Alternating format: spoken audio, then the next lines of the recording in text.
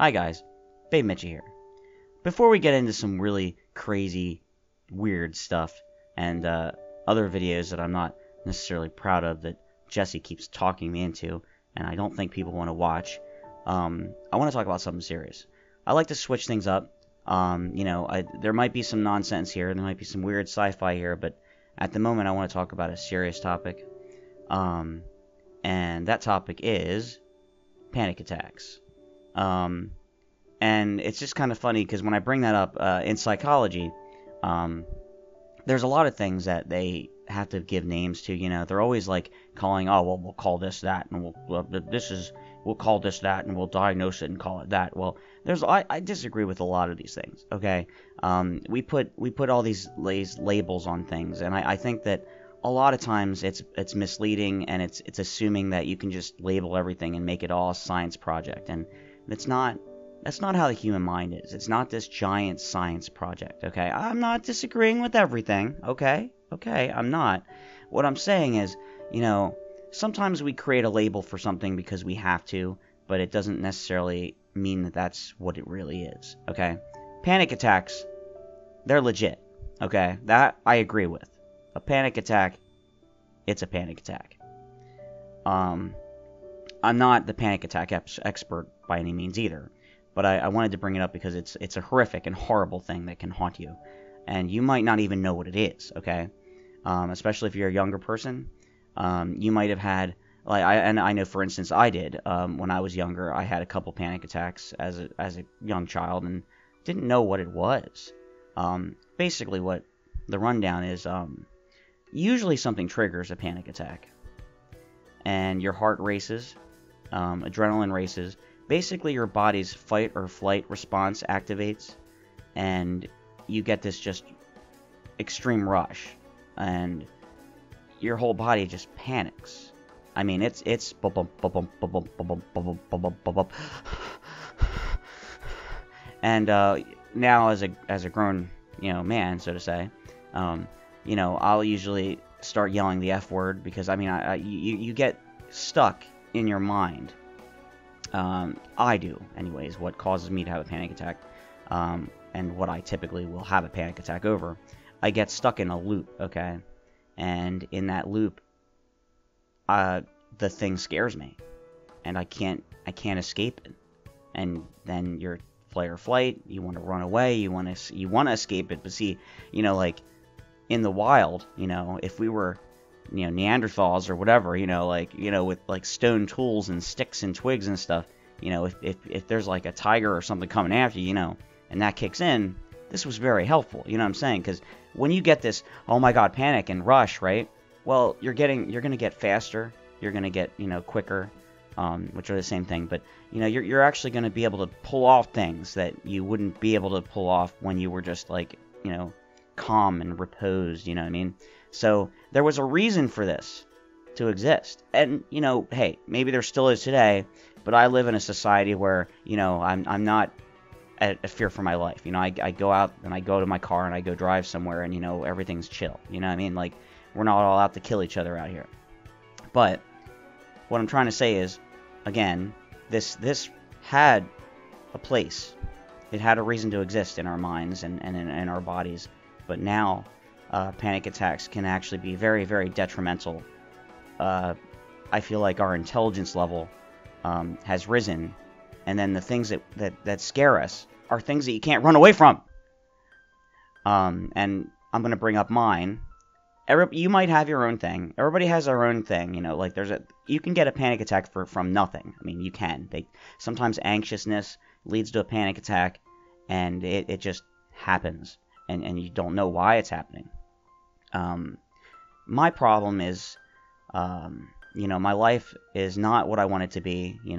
And you can go, well, just get up and put your pants on and make it where you want it to be. Well, it just doesn't work like that. It doesn't work like that. I know you're saying it does, but it doesn't.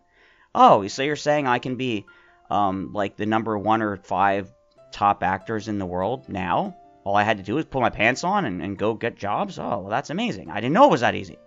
Give me a break.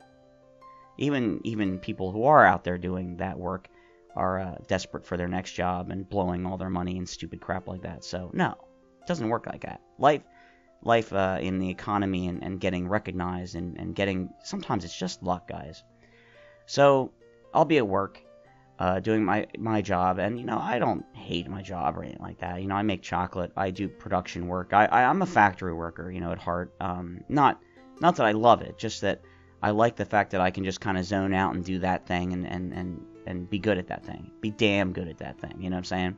But the money's not there. I mean, it's just not, And that the people that run these companies, that they're in charge, they have a lot of money, okay? And then you look at your life and you're like, you're going from, week to week. I'm not doing that bad money-wise, but I'm not happy. And I look at the big picture, your head starts thinking, you get stuck in your head, And I look and I think, wow, 20 or 30 years from now, 40, 50 years, whatever, I can retire and I will have achieved nothing in my life except probably having the home that I still have. It's just not, it's not the epic epitaph of, look at what this guy did, look at all these things that he produced and made. It's not that accomplishment that I want. And then I'm like, well, then I'm just going to die, and then that'll be it, It's not, I'm aiming for more, I'm aiming for something special. And what'll happen is, you go to that thought and you can start to be like, oh my god, this is not it, this can't be, this is wrong, I'm wasting my life, that can lead me to a panic attack. And of course, the number one thing in all of this is the death.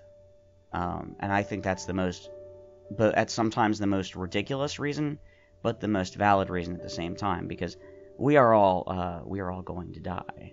We aren't getting out of this life alive, so to speak.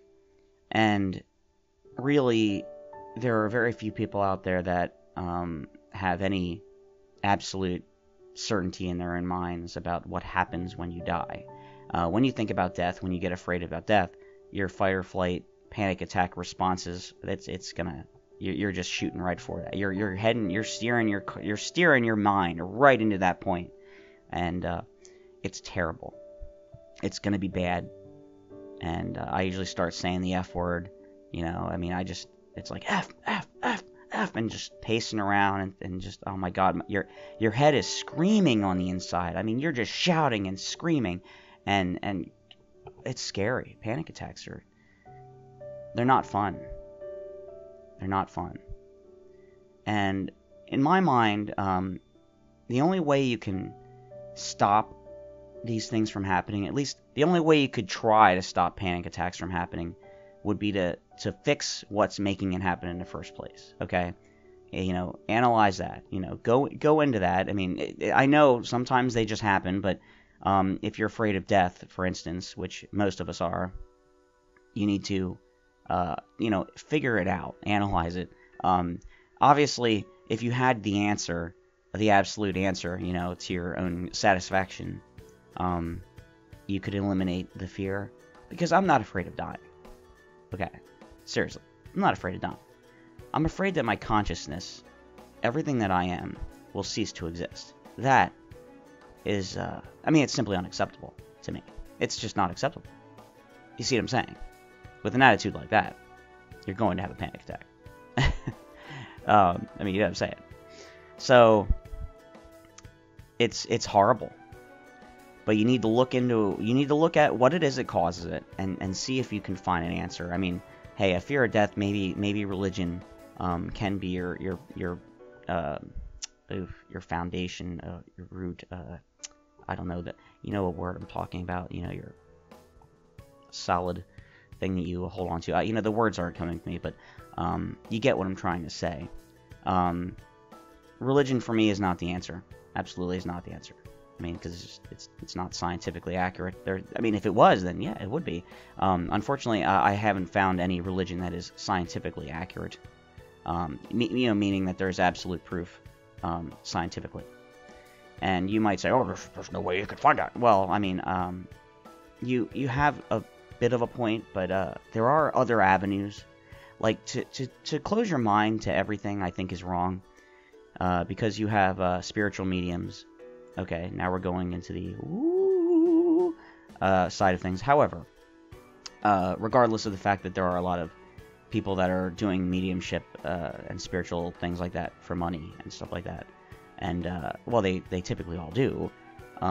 But, you know, some of them are, you know, they're fakes, okay? They're definitely fakes.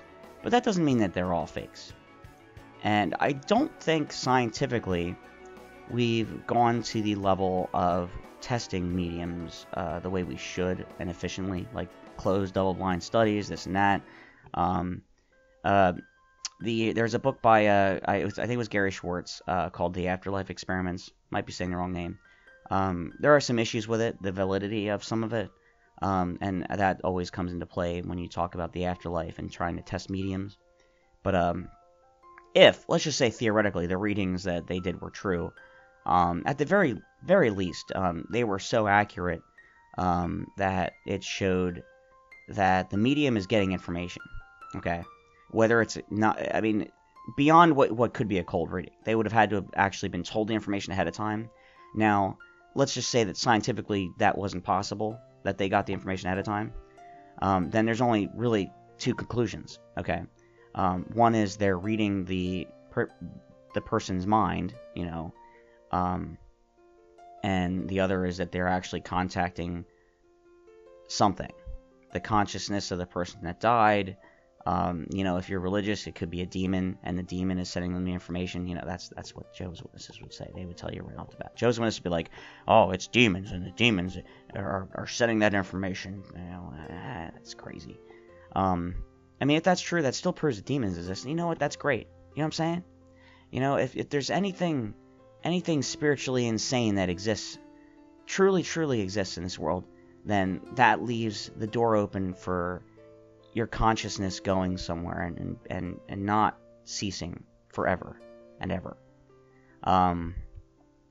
So the number one thing, because I want to get off of that weird tangent of medium stuff. This is not supposed to all be about that. It's about panic attacks, and I'm just bringing my own thing in there. And what makes me scared is death. You know, consciousness being ended, beyond just sleeping. You know, because sleeping's fine. You know, I'm not afraid of sleeping. And we're not going to this further. We're done with that, okay? But when you're in that state, you need to find your answer. You know, you need to be first of all, just figure it out. Figure out what it is that's scaring you. And then second of all, you know, try to pursue either accepting it, you know, getting to that point where you can be okay with it. I will never be okay with it, personally, and I so basically I'm probably giving you information that's useless, because most likely what you're afraid of is not going to go away. It's probably not, okay? So accepting it's going to be very, very difficult, if not impossible. And then the final thing would be finding the answer for yourself. If you can somehow get to that point where you found your answers, you found that thing that says, wait, this is okay, you know, then that's what you need to do. You need to find that thing. Yeah, I mean, besides that, you can try to keep your mind off of it, and psychologists will give drugs for prescribed drugs, I should say, not give, you know, to people, the individuals that have an extreme panic attack, anxiety issues. And I do feel that there are probably situations in which a person is so affected in their life that they do need medication. But I do think that medication is always that's always the last resort. You know, you shouldn't jump right to medication. You should try to find a solution somewhere else. So if you have panic attacks, I just want to tell you that you're not alone. And I feel you. I really feel you. And you know, I want you to know that I believe in you. We care about you. We love you. Okay? I love you. And everything's going to be okay. We're going to figure this out. You're going to figure this out. You just got to tell yourself it, because at some point you need to find a voice of reason in yourself. That voice that calms you down and tells you that, hey, somehow, some way, everything's going to be okay.